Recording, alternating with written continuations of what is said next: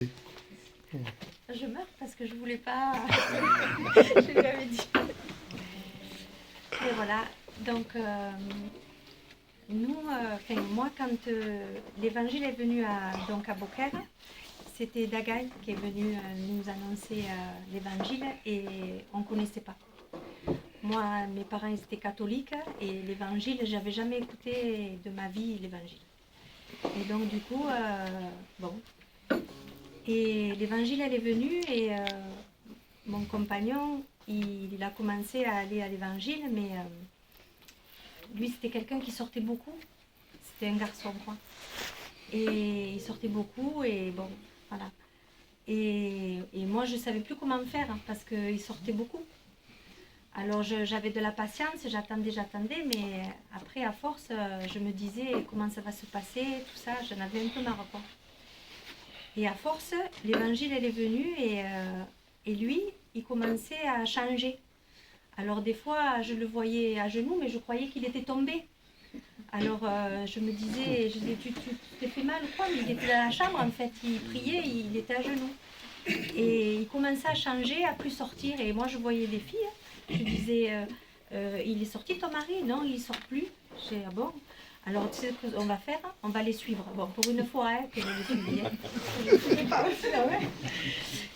On va les suivre, on va voir, parce que peut-être que c'est une secte et je ne sais pas qu'est-ce qui se passe. On va voir. Et quand j'ai pris cette fille et on les a suivis.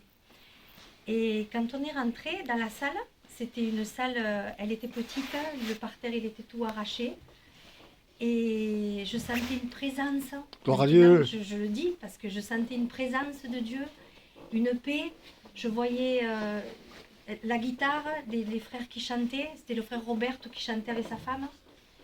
Je me disais, mais qu'est-ce qu'ils ont? C'est tant de paix. Alors on s'était mis au fond pour pas qu'ils nous voient. Parce qu'ils disaient, on va avec ces garçons. On vous veut pas, on s'en va avec les garçons. Bon.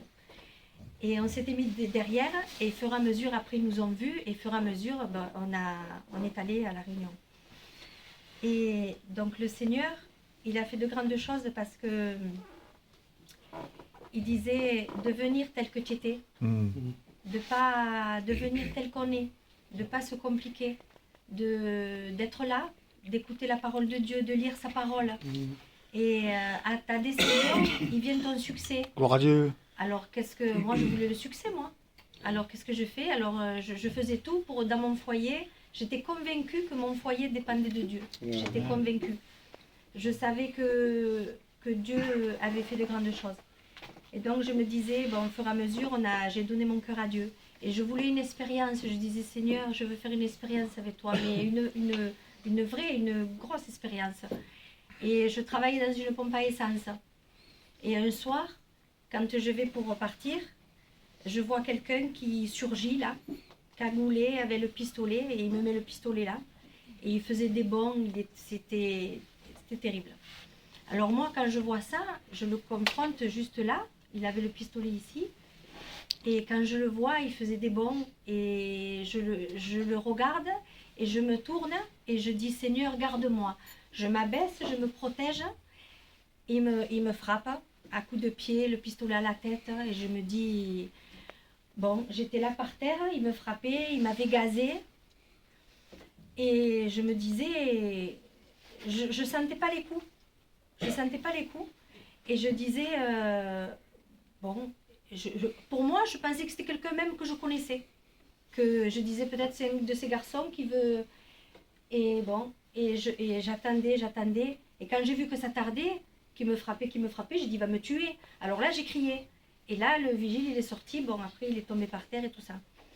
Et je disais, voilà, la grâce de Dieu, de ceux qui m'a gardé dans des moments comme ça, qui m'a gardé.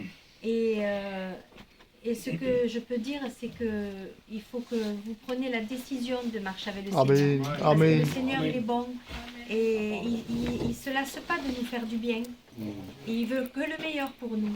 Alléluia. Donc c'est bon de lire sa parole, parce que sa parole, elle te donne la paix, elle donne la joie. Même des fois, tu t'en aperçois même pas. Tu la lis. Moi, des fois, même je la lisais, il était fatigué, je disais, ben moi je la lis, je comprenais rien. mais je la lisais. Je sentais que ça rafraîchissait nos os, notre âme. Et Dieu a fait de grandes choses. Gloire à Dieu. Après, je suis restée comme ça, on est resté. Après, je suis tombée.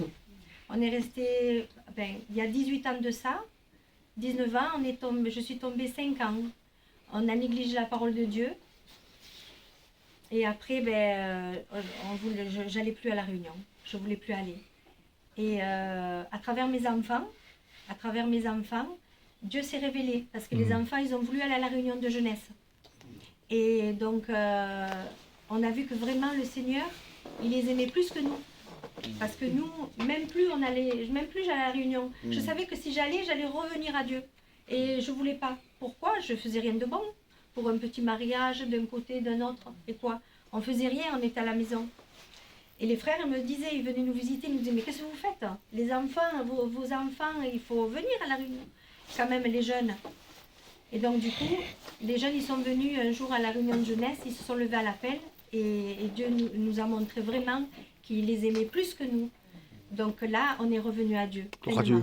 Et c'est vrai qu'au début, ça me contrariait parce qu'on était toujours ensemble. Alors je me disais, oh, ça y est, allez, encore il va aller avec les frères, encore. Alors que c'était la meilleure des vies, d'appartenir à Dieu. Et là, un jour, quand je suis venue à la réunion, j'avais pas envie d'aller à la réunion. Mais je suis venue, il y avait une mission. On m'avait invitée, j'étais allée.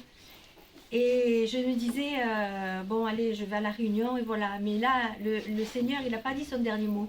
Amen. Parce que le Seigneur, il nous cherchait encore. Parce que le Seigneur, il nous aime. Amen. Et il veut le meilleur pour nous. Il ne voulait pas qu'on se perde. Et là, dans cette réunion-là, il m'a dit, si tu ne donnes pas ton cœur maintenant, quand tu vas sortir de là, tu vas t'arracher les cheveux de la tête. Alors là, je n'ai pas hésité de suite. Je me suis dit, cette parole, elle est pour moi. Et j'ai dit là, il faut que je revienne à Dieu. Et là, c'était vraiment... j'ai ressenti vraiment que là, il fallait que je le fasse. Parce que sinon, si je sortais, comme il avait dit, j'allais m'arracher les cheveux de la tête. J'ai dit, qu'est-ce qui va m'arriver? Alors j'ai dit, Seigneur, non, je veux pas, je veux revenir à toi. Et là, je suis revenue pleinement à lui. Amen. Voilà. Et je remercie le Seigneur de ce que le Seigneur a béni ma maison. Gloire à Dieu. Et on a vécu vraiment la pleine vie, parce que c'est la vraie vie. La Amen. vie de Dieu, c'est la vraie vie. Amen.